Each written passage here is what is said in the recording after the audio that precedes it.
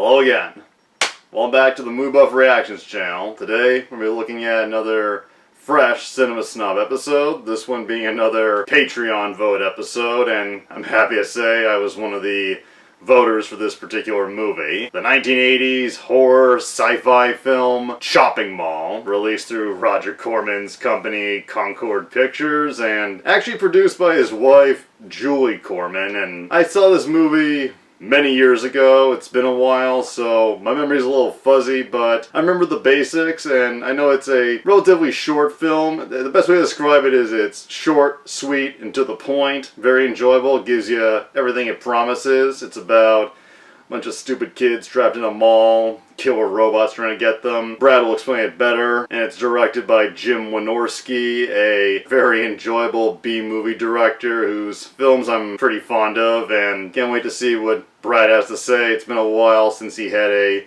Wynorski film on the show, so without further ado, let's watch. Finally, I can go back to Montgomery Ward's and shop in peace, knowing that the new security robots will take care of those rowdy teenagers. Yep. Lasers. But perhaps the robots have gone too far. Yes, but by the time 1986 rolled around, it was inevitable that not only would we get a shopping mall slasher, but that it would definitely be called Shopping Mall. But it didn't always go by this glorious title. The idea for the film began when producer Julie Corman wanted a horror film that took place at a mall. Makes sense to me. The 80s was already notorious for mall phantoms. So director and co-writer Jim Wynorski jumped at the chance to make this, complete with a Dawn of the Dead style satire of consumerism. But this time, in the Reagan era, it was a golden age for Wynorski, who did some of his best work around this period. Deathstalker 2! Before his hilarious parody sequel, Deathstalker 2, which this film also features John Terlesky, who played Deathstalker in that film. Composer Chuck Serino did music for both too. But it isn't simply just a mall set slasher, much like how Hell Night incorporated elements of the popular 80s slasher trend, but combined elements of a 60s spook house movie.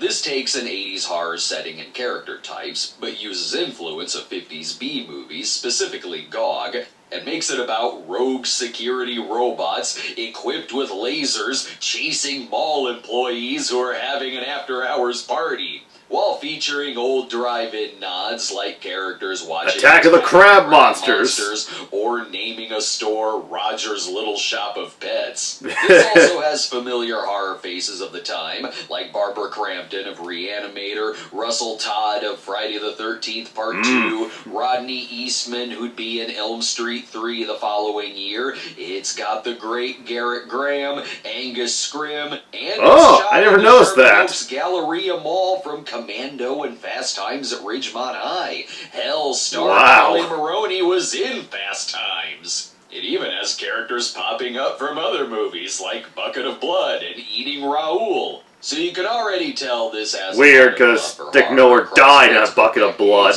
But it didn't have a quick road to cult status, similar to some changes made to Return of the Texas Chainsaw Massacre to make it Texas Chainsaw Massacre: The Next Generation. This was shot and tested with the title Killbots, but audiences reacted poorly, and the title confused people who thought it was some kind of Transformers clone. Makes sense. Co-writer Steve Mitchell was a writer on Transformers, so it went through some trimming and was retitled Shopping Mall, and while Next Generation didn't perform well on a re-release, this one actually did, as it's very hard to pass up this poster, even if nothing like this happens in the movie. It still caused me to rent the hell out of it. But same with me. Told Montgomery Ward's is no longer in our mall. Okay, fine. K's merchandise it is. I'm watching my video. I'm watching my video. Oh, watching my video. This theme song is fucking killer. Already I'm sensing that this mall could use a little security. he is serious about stealing those sweet orbs from Spencer Gifts. I love a movie whose whole plot seems like it would be a giant commercial for a security firm in RoboCop. I was just thinking that. Stop right there and surrender your weapon. I was wanted the Ed 209 to be voiced by Jim Wynorski himself. The robots, operated by remote control, were created by Robert Short, who also did effects work on Beetlejuice Cocoon in 1941. And this guy's getting off pretty easily. This is well before they'll start exploding people's heads. Where's it gonna go from here?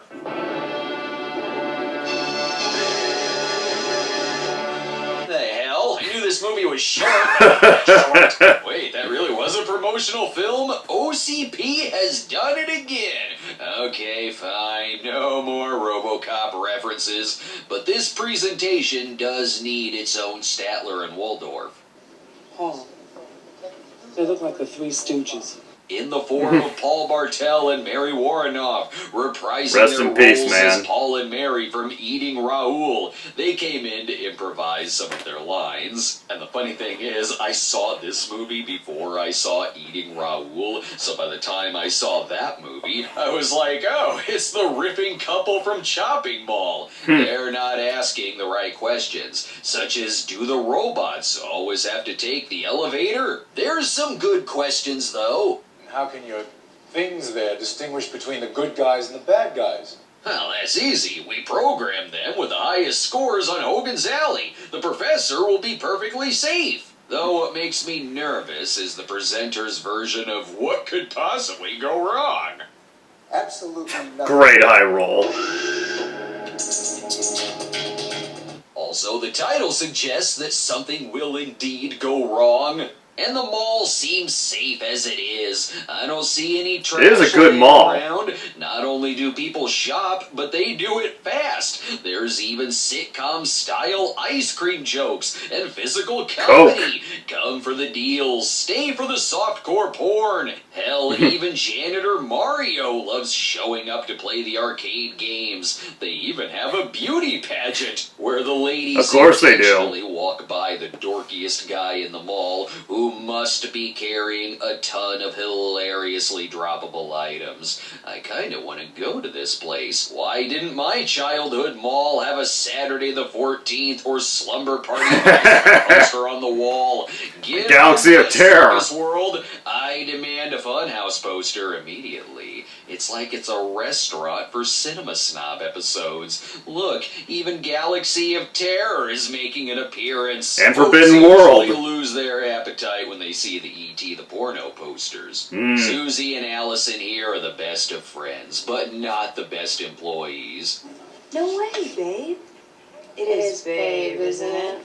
Come on, come on. Not very hygienic. Steak after hours. Get these plates over to the Barbarian Queen section immediately. This movie has more posters. I own all than those review. movies. If only I shot this review next year while doing the 1986 in film video. There could have been a Short Circuit poster behind me. This is alternate universe Short Circuit, where the bots being struck by lightning turn them to pure evil. A scientific fact after Friday the 13th Part 6. It's like a bridge between the lovable Johnny Five in Short Circuit and Man's Best Friend, where Ali Sheedy befriends another science experiment gone wrong, but this time deadly. The robots are happy to be alive, but look at That might be the next episode. Disappointed that Dennis Mitchell's dad is their first victim. Give us a challenge. As for the bros of the movie, He trusts me to take care of the store while he's gone. Glasses. No diddly unless you tell him. perfect. I love the Brat Pack rendition of Diddly. Glengarry Glen Ross. They better stop giving Tony O'Dell shit. Dude is a nerd by day, but Cobra Kai by night. If you Small think it's world. sexy inside the mall, look outside. Oh yes, it was required to fix a car like you're also a poster inside the auto shop. What's their story? Are they broke? Are they together? Do they have friends? We haven't had any fun since we sunk all our wedding money into the business. Besides, Susie's counting on us. Thanks for that one-sentence exposition of your entire backstory. They're Works looking for me. the best place to hang, and that's a mall party during closing hours. Okay. I guess I won't be needing this. Is that your bra? How did you do that? At least wait for Magic. your girlfriend's dad/boss to leave before making out with her. What can't you wait for, Michael? Mr. Todd. Babe, be honest, your dad's also a robot, isn't he? They did have a very small budget here, but worked well with what they had, especially since half the budget went to Mike's chewing gum. He chomps away during all of his scenes. But step Can't one smoke, of staying chew. in the mall after hours is to try not to look like one of the moms posing as a teenager. See, here's the problem. I Put Garrett just Graham started in to charge see of the that. Killbots. The robots may malfunction, but at least he'll be hilarious about it. Do we need to kill him? He's one of our most beloved, underrated comedy actors. If we kill Jay Sherman's dad, he's going to give us a negative review. He doesn't even have to say a word, and I'm laughing at his double takes. Like, are the robots gonna kill me, or should I go back to reading my book? It's like a silent comedy routine, while still getting in a nice plug for the They Came From Outer Space book, edited by Jim Wynorski. Sadly, it's just a cameo. That's cool. He'll be back as a chud. We have other And heroes as in Andy's this flick, stepdad and in since I Child's trust Play anyone 2. who respects the comedic genius of the 1983 Corman-produced classic Screwballs. And if you ever do decide to do a remake of Chopping Mall, I'm the guy you talk to for all of your Screwballs needs. But remember, before it gets too deadly, it's also a love at first sight blind date story. Bertie Mizell, meet Allison Parks. Why not? Hi. Mom? Together they will have many children, all of whom grow up to star in High Tops. Ugh. Like with sharks, you know it's That gonna get shit. dangerous when the music kicks in. Sector 1, going online. Level 1. How can I be afraid of that? They're adorable! The They Killbots are. can also be trash receptacles. The movie was shot for nearly a month during closing hours, as long as they cleaned up after themselves. Make sure you know which body parts are going in the recycling bin. Plus, You, got a license for that outfit? No, officer. I guess you're just gonna have to take me in. if you're gonna Hot. make a porno, spray some disinfectant and work on the sexy talk. You smell like pepperoni. Ooh, hot, except she totally ordered the sausage. I love how this is all going on in the same room. Like, you guys keep it Hey, down why with not? the food flirting? We're getting off to monsters over here. Ain't the only thing in this room that's about to get crabs. His ain't much better. Can I get you some more wine? Are you trying to get me drunk? No, I just figured maybe you might be thirsty. Oh yeah, nothing quenches my thirst like a nice 86 clinker brick. They've got some catching Been a up while to since do. he The referenced others are the clinker already on their brink. fake orgasms. It's been nice for me too, Ferdy. Oh, God. Oh, God. Yes, I love hearing his ultra sexy name, Ferdy. Let's take a break while I immediately return the bed that I bought at this store. Yeah, I was about to comment on that. This purple goo, a bunch of ignorant locals, and a killer theme song. Don't miss the Blob next on 100% Weird. And later tonight, this sci-fi film was originally shot in 3D. Watch God. TNT. 45 on 100% Weird. We're back, and the worst part of the robots is they're always shitting on the Dick. ground. Here, the legendary Dick Miller is his bucket of blood character, Walter Paisley, already lasting longer than he did last time he went face to face with a robot. It's still He the was there, music too. that gets me every time.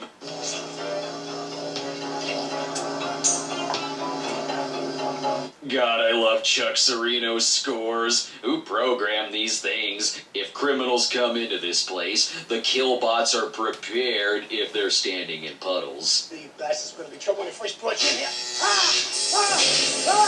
Gone too I'm soon. also sad to see Dick Miller go. I know that soundtrack is right around the corner. Thank you. Have a nice day. This actually came out before RoboCop. Really Did they wish rip they'd this make off? into a Saturday morning cartoon. I I will say that Mike's chomping on his gum Great isn't body. much. Switch to something less obnoxious, like smoking. You can buy a carton over at the Radio Shack. What a time I wish to these be would come alive. back. Cigarette machines, making lewd phone calls at the payphone, killbots. The producers made a huge mistake not making these the hottest toy item of '86. It was best to take out Mike first, less chance of his gum getting stuck in their conveyor belts. They were also smart enough to hide him so his girlfriend Leslie would need to be inches from his face in order to see him, and that his throat is leaking delicious fruit-striped gum. It's then, though, that the robots remembered that they have lasers. And this is what everybody remembers the most. The lasers are in 2 modes, set to stun and the famous best death in the movie setting. So Also, he cut it out, but there was a laser shot to the ass. Yet they still cost less than a Tickle Me Elmo, and they're less obnoxious. Now I know why Sears got rid of their not the entertainment TVs. section. Go for the Killbot's weakness. They can pop your head like a zit, but doors? Let's see you blast your way in here, assholes. Not that they can't control other doors. Yeah, you're stuck. You're gonna be extras in Wonder Woman 1984, whether you like it or not. Look, fellas, why bother with your explosive glue when you could just punch through the thing? Hey, come back here. I just want to offer you a tremendous deal on hot tubs. We're located right next to the piercing pagoda. If Die Hard taught us anything, they'll be perfectly safe crawling through the vents. While it's Dawn of the Dead that taught us to always have a good sporting goods store. We're gonna have to defend ourselves. This place got a sporting goods store?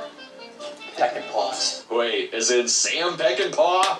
Yep, that's right. You guys are set. The bow and arrow from Osterman Weekend is 50% off. And when you're done in there, go to Martin Lawrence's and get a fat suit to ricochet the lasers. This mall really does have everything.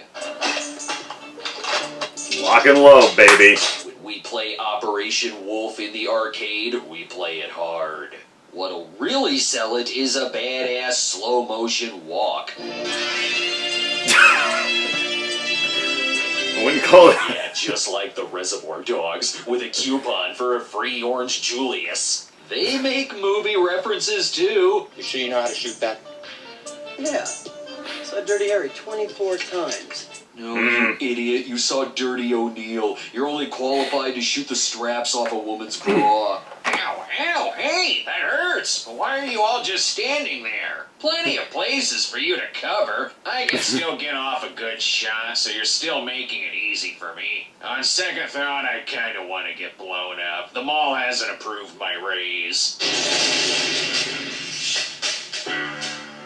When in doubt, blow it up. By turning the Killbot into a water fountain. What do you say we get more of those tanks so we can blow up the others just as easily? Forget that. We still got 35 minutes of the movie left. Here's what we do. We dress up as a sexy robot to distract it, just like Bugs Bunny did. You, Mr. Robot! Plus, the Killbot is just gonna hang around while the boys pad out their plan themselves. Oh, shit. I didn't think they'd work.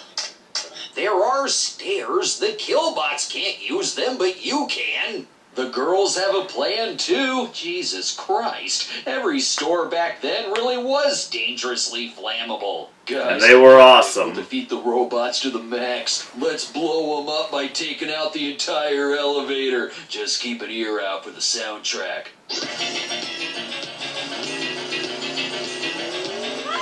Honey, can you keep it down? We're trying to listen for the Chuck Sereno music. That means the robots are getting closer. Oh, thank God, a nice fire. It really does get a little fucking chilly awesome. here at night. I'm just saying, even though the bots have turned evil, they really need to get their sightings checked. If a real mob stormed this place, the robots would miss every single one of them. Unless one is holding up a gas can, they can hit that because that'll make the fire budget shine. Now spread out, guys. Lots of space in this mall. I know you could say this about a lot of slashers, but in this case you really can. They should just find a place to hide till the mall opens. Or if someone has to bust in... That'd be boring.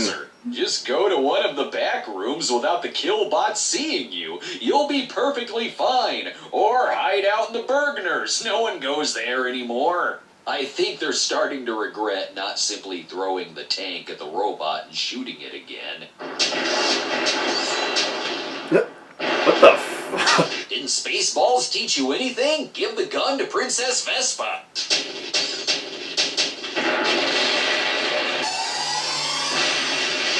Mom can shoot. The film crew cleaned all this up when they're done. Maybe management won't notice that they're missing an elevator. See, now they have the right idea. Just hide out in here. I miss the before times when we drink Diet beer Coke and watch The Lost Empire. There still needs to be some drama, like how he's pissed that the girls left the fence and got Susie killed. I'm telling you should have kept her there. She told you what happened. Why didn't you just leave her alone? Shut up. Hey, calm down. Let's talk about something else. Which do you prefer? Slumber Party Massacre or Sorority House Massacre? Plus, they don't even have the best Slumber ideas Party. anyway. The master computer is somewhere on the 3rd level. We shut it down, it shuts the robots down. Nah, we're gonna stay here. Let the morning shift handle it when they arrive. They survived the killbots once. They can do it again.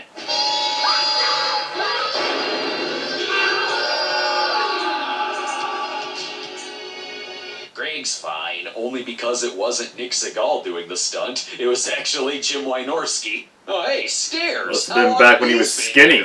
My God, diabolical. It actually learned how to use them. Quick, let's sneak tennis shoes on him so he'll get sucked under with the shoelaces. Haha, they'll never make it past the inanimate carbon rod. Are you thinking what I'm thinking? Yep, Auntie Anne's. Let's take another break. Honey, if we survive this, we're getting married, and I'm getting my dress here at Macy's. Thanks to voters on Patreon for overwhelmingly picking this one to the point of saying, well, it's gotta be Chopping Mall. What other choice? My name. Sorry, A Night in Heaven. You're gonna have to up your laser game next time. Contribute to us now at If it's a good horror film, I'm voting for it. Snob. We're back. How are our heroes doing? I guess I'm just not used to being chased around a mall in the middle of the night by killer robots. Well, then you haven't fully experienced the 1980s. I think we're all That's a safe line. now. Crap, he figured out a way past the rod. I love this part where they distract them with mannequins. What the hell? The killbots are way better at shooting at the fake people. And stop just standing there. Oh. It was your own Right in the fault, but flannel. I'm still mad. I'll join you by doing something else stupid. Thanks for sacrificing yourself, buddy. Now we just have one robot left. And he's How'd they clean this up? Why drive through the jewelry case? Not to mention the half-assed booby traps he sets up, and this. My God, the robots have been hoarding spare parts. And he's grabbier than the Abercrombie manager. Give us a pinch and a smile, sweet cheeks. You're single, aren't you? I won't tell your boyfriend. Say, he doesn't own a gun, does he? Laser malfunction. Laser malfunction. That's alright, the lasers don't work that well anyway. But what the bot lacks in aim, he makes up for in throwing skills. At least it was worth a shot to see if throwing something at the killbot would work. This movie is super ridiculous, but fun as awesome. hell. I love taking a 50s era concept of killer robots on the loose, but they look like a toy I would have gotten in the 80s and played some bitchin' Devo cassettes on. It moves along at an insanely quick pace, too. It's only 77 minutes long, but doesn't really feel like it's too short. It gives us a setup, gets to the action, and really never lets up.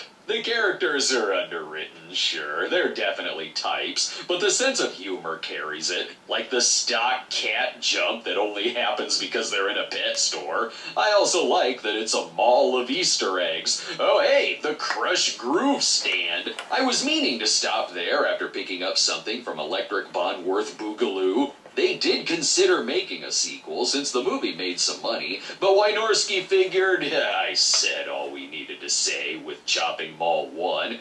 Respect. We already wouldn't take the advantage. last robot in the paint store. Have a nice day! Hey, that's my line. By Rick Gar's beard, I will be avenged. We finally made it. Now to rub it in Ferdy's face that he got defeated by a can.